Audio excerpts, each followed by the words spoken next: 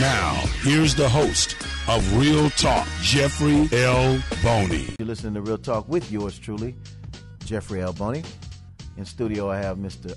W Bray. He just recently ran for Texas Senate District 6 in 2012, and he's the president of the Frederick Douglass Foundation Texas chapter. Most people know him by W Bray, and he joins me this morning here on Real Talk. What's going on, W Bray? Man, what's going on? It's good to finally be here and see you, brother.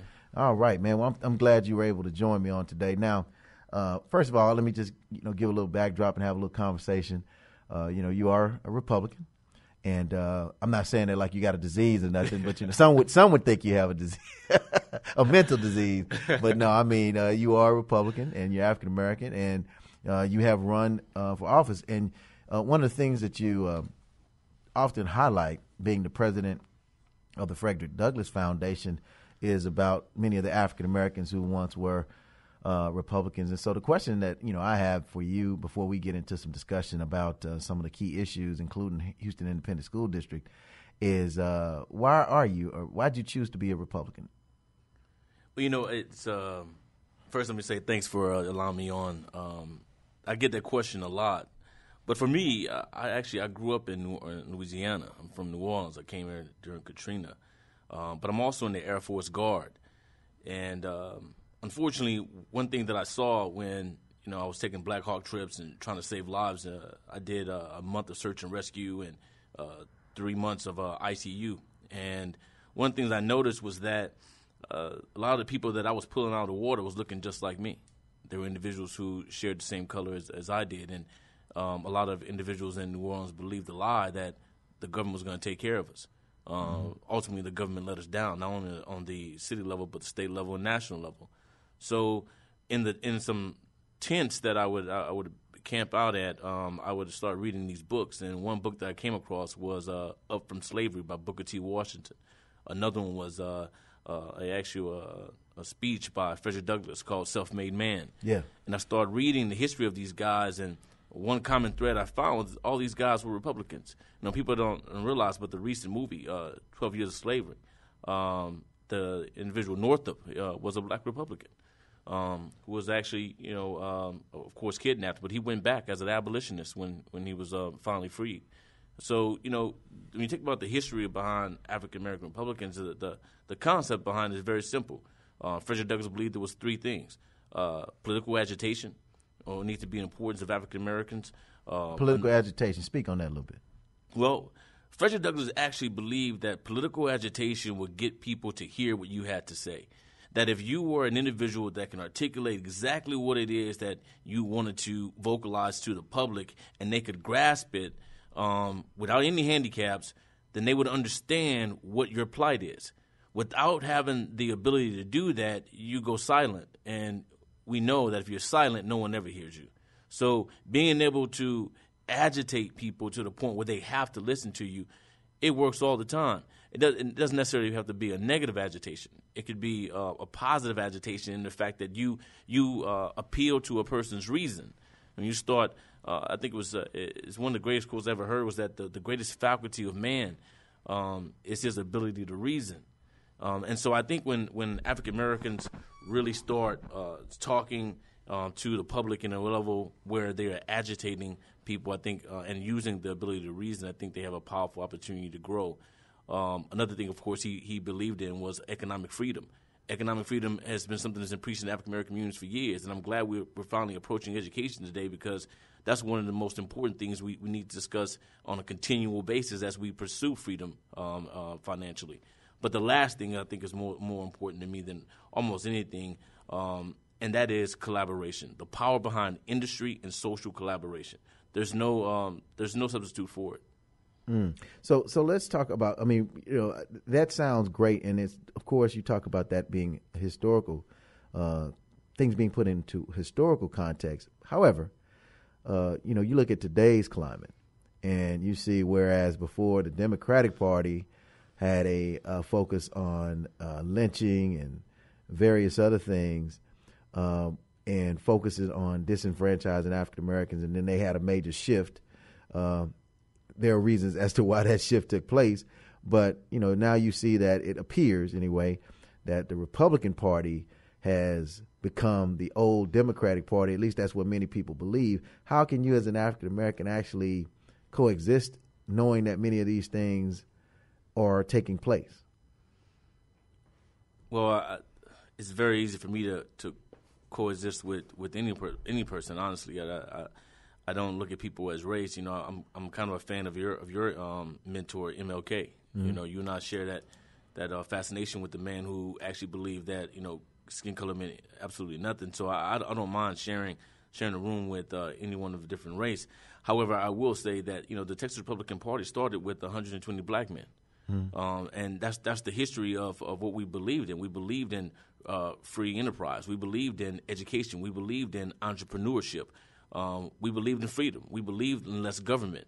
My mother, she was a Black Panther actually, and she used to always talk about how big government would ruin us.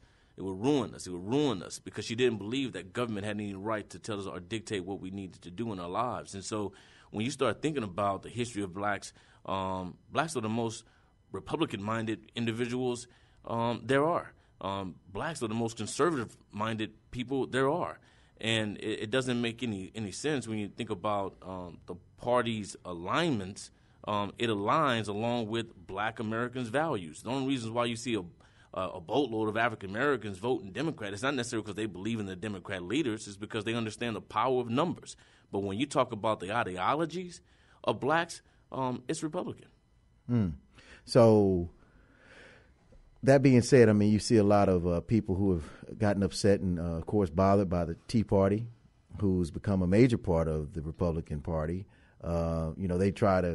They've tried to say, oh, they're just different, but they align themselves with the Republican Party. They go to the Republican Party convention, although they've had their own deal separate and apart. When they go into that voting booth, they're going to typically vote in line with the Republicans.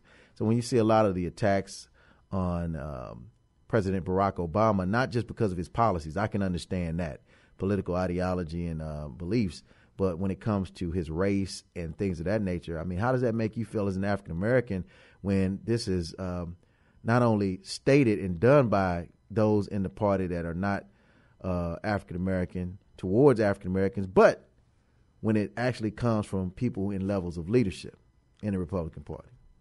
Yeah, I think that the initial concept and inception of the Tea Party was supposed to be a watchdog for both groups. Unfortunately, somehow it swayed into more of a junkyard dog, where they attack everything that comes their way. But I do believe that the premise behind the Tea Party is full of patriots who actually believe that we need to hold to constitutional values. I got to tell you, I have no problem with a constitutionalist. I have no problem with a patriot. The insidious nature of people who have the opportunity to attach themselves to organizations is the history. We have people in the African American community who are nothing more than subjective and cancers to our community, and yet they're right in our community, and we can't do anything about it. I think there are cancers in the Tea Party too, but overall, I think that if they stick to their premise of being a watchdog for both groups, they will do fine. They need to make sure that they understand the public sentiment, and I think they're finally coming around. But it doesn't bother you as a black man to see some of this stuff coming forth and knowing that a lot of it is being pushed. I mean, even some of the policies, that are being fought against by members of the Republican Party that could help African Americans. Yeah, I mean, I'm often dismayed by the far removed individuals who try and push policies. I think sometimes they're just ignorant, and ignorance is not stupidity. People are just ignorant to the cause. They're ignorant to African Americans' needs, and because they're far removed, it's hard for them to understand the importance of such things. One of the reasons why I'm here today to discuss the closing is because this is the actions of people who are far removed, and it's not just Republicans that are doing this. It's Democrats, too, that are anchoring this cause, which I find very disturbing. Yeah, and because I look at the situation, and we're talking, of course, to R.W. Bray. He's the president of the Frederick Douglass Foundation, Texas chapter, and we're talking about, right now anyway, the Republican Party.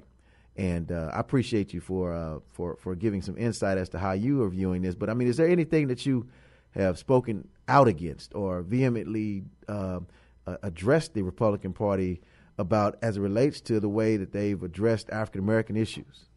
Yeah, one of which is the importance of true diversity. Mm-hmm. I found the Republican Party does a lot of talk. They talk about making sure that we promote entrepreneurship. However, I haven't seen true collaborations with inner city the way that it needs to happen on the scales that matter.